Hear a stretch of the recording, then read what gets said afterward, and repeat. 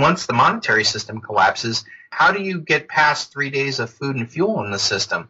How do you get past 50 million Americans on some sort of government food program? How do you get past, oil being transported from the Middle East to the United States or even pumped out of our own grounds when people don't show up to work? How does law and order continue when police officers lose their pensions, don't get a paycheck, and then they're forced to go out into the streets where people are rightfully angry about everything being lost? It's going to be chaos on all levels. As a responsible person with growing concerns for your privacy and personal liberty, you want to know where we're headed and what you can do about it. We ask the experts what you need to do to take prudent and responsible action to safeguard your family's wealth and well-being, and what basic first steps will help you to be aware and prepared. ReluctantPreppers.com.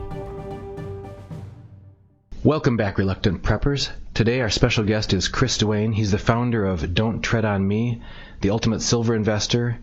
He will talk to us about Sons of Liberty Academy and his Silver Shield report. Chris, thanks for being here on Reluctant Preppers. Oh, so good. And this has been a long time in coming. I'm sorry I haven't been able to get with you earlier, but I listened to your podcast, and I really am happy to be here.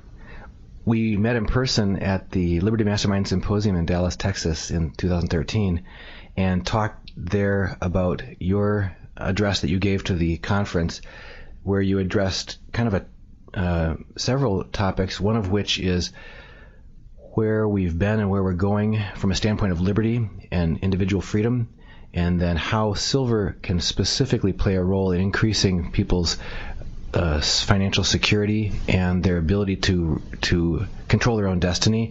And then third of all, elevating our thought process beyond the process that got us into this mess in the first place, and how that scales down to the individual level. So if you're game, if you could walk us through those, starting with sort of your highest level overview of history and freedom of the American experience, and where you see that we've come from, and where that's led to in our current level of freedom and liberty in our country, and then where you see us going now. Wow, yeah. The highest level, I guess for thousands of years we've been, as a humanity, first trying to just survive. The world that we were brought up in was a very harsh climate.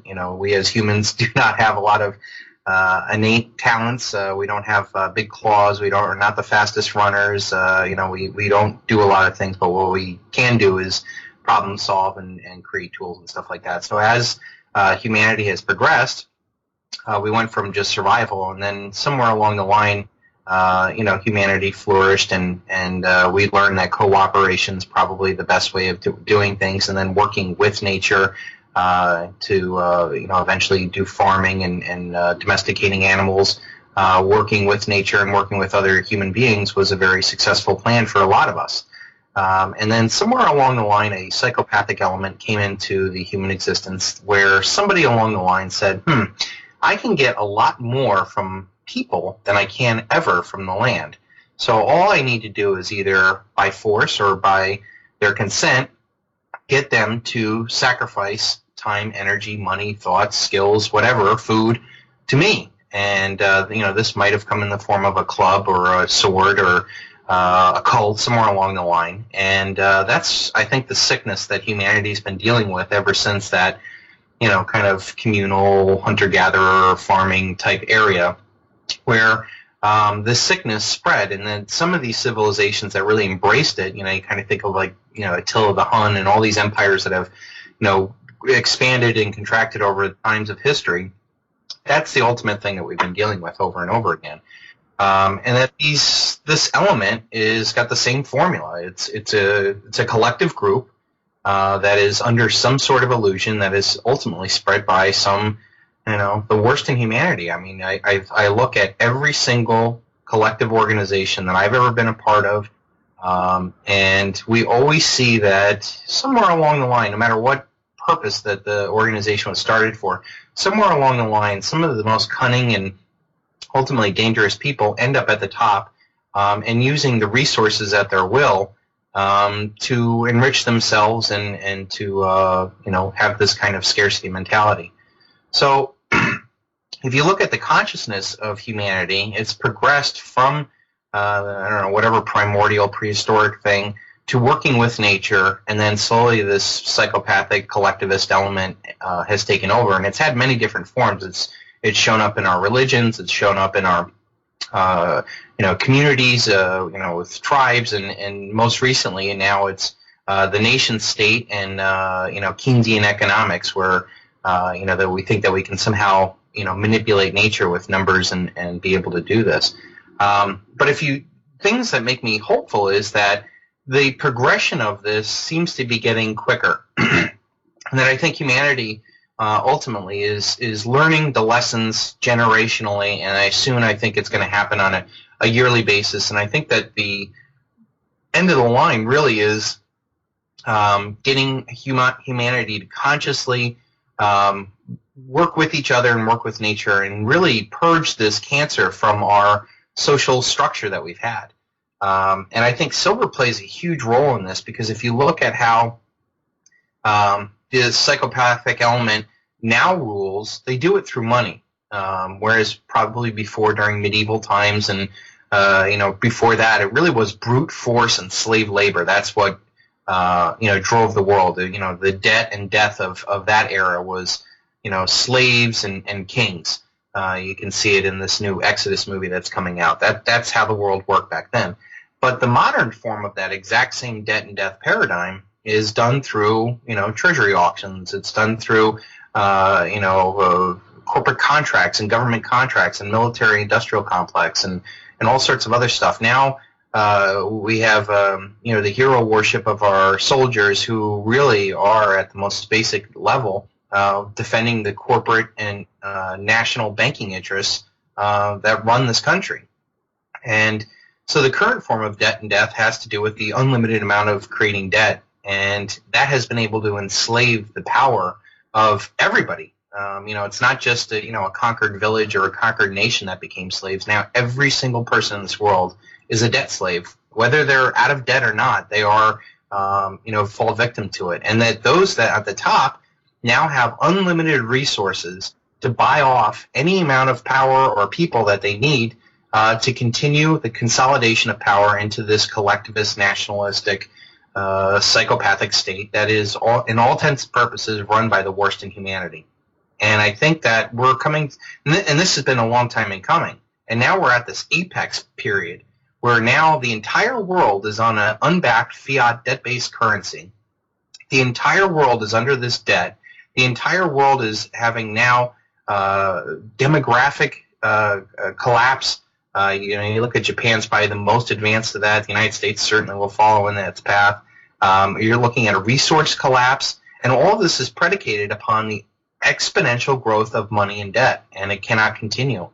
And so what I think, taking this big picture to the end, what I think is ultimately going to end up happening is that this unsustainable psychopathic way of life is going to end. And I think it's imperative for people to get their mind wrapped around this very big issue and start asking how can they prepare for that. And I think silver is a very important aspect of it.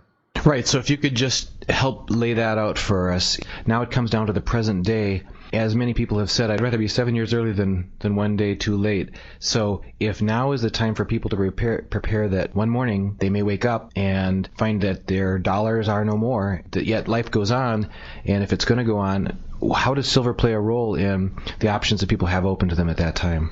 So I look at, there's been one important advancement that I think got us past the kind of club, sword, and gun brutalization, slavery, taking over of a nation that has allowed individuals to prepare or to individually protect themselves, and I think that it's the modern rifle. I think the rifle is the ultimate form of freedom. It's just a fact that slaves are never allowed to own guns and free men do.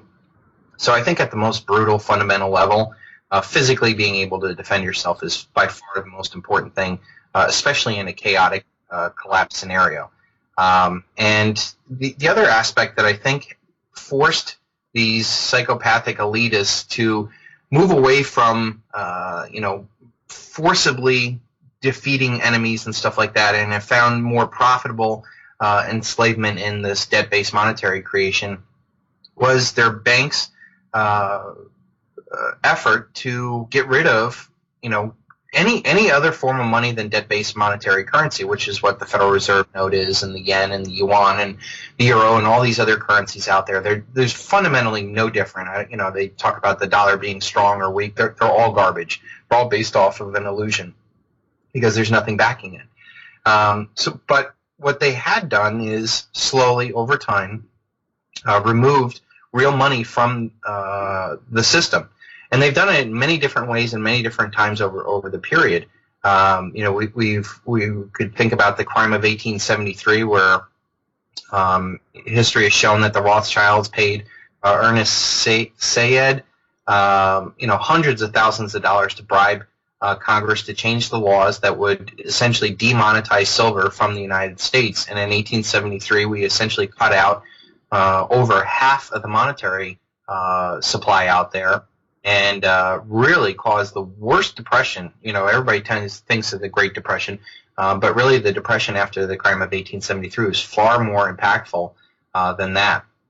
And it's because all the debts then had to be paid back in gold coin, who has all the gold out there? The most famous, rich people and bankers, they're the ones that have the gold. That's why they want a gold standard so much, because they own all of it. And they would only drive the price up even more. But after time of just being on a gold standard, that wasn't good enough for these bankers, and then they pushed forward with the 1913 foundation of the Federal Reserve, which then over time had them take out even the silver in our change in 1964 after Kennedy was assassinated, and to the point now where the whole world is on some sort of debt-based fiat currency. So I think if that's the progression that they took, the reversion is what happens, because nothing in nature goes one way. There's always a balance. There's always gravity. There's always karma. There's always something that brings us back. And I think that since they have attacked silver far more for far longer on a greater scale, you have to remember, this isn't just the United States that they did this to. India and China were also on a silver standard currency.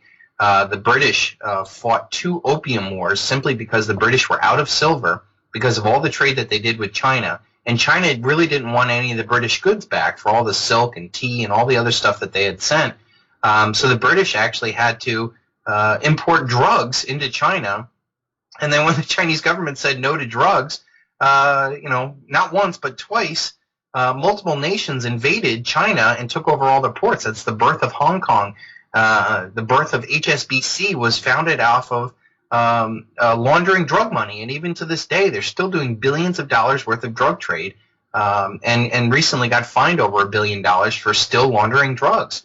So I think that if they attacked silver before they attacked anything else, and I think that the suppression in silver has been far more dramatic, that we've burned through the stockpile because the pricing mechanism that the bankers have been in control of, this debt-based fiat currency and all these future markets and the regulations and the government actions and stuff, have artificially suppressed the price of silver to the point where we have treated it like it's tin, like it's aluminum foil, like it's not precious. And by all standards, silver is only nine times more plentiful than gold. So at any level, that's what it comes out of the ground at. And the ironic thing is that we've burned through all the human stockpiles of silver that have ever been mined, to the point now where there's only believed to be 1 billion ounces of silver above ground. And that to me is an astonishing fact, because I've seen reports that there's an estimated 6 to 7 billion ounces of physical gold above ground. And that says to me that silver is far more precious now than ever and throughout history. The amount of money that is, the artificial money that has been created on a global scale now, and this isn't just, the United States and Britain in the end of 1980, which were the big Western powers. This now includes former Soviet nations like Eastern Europe, like the Soviet Union. India and China have resurged tremendously since the 80s, when they were barely made up 5% of the economy, global GDP. This is a global effort, and this is, to me, a human effort, that when humanity wakes up to the collapse of this debt-based fiat system that is spread and infected all the world. And it's not even the currencies, it's the real estate market, the stock market, the bond market, the quadrillion-dollar derivative market. Every single other asset out there is a paper counterparty risk based off of some notion that we can continue to print money forever and be able to continue this paradigm ad infinitum in the face of declining demographics, like the baby boomers getting older and no longer spending what they did, or even earning, or even having a job, or a house after the housing bubble and stocks after the stock bubble.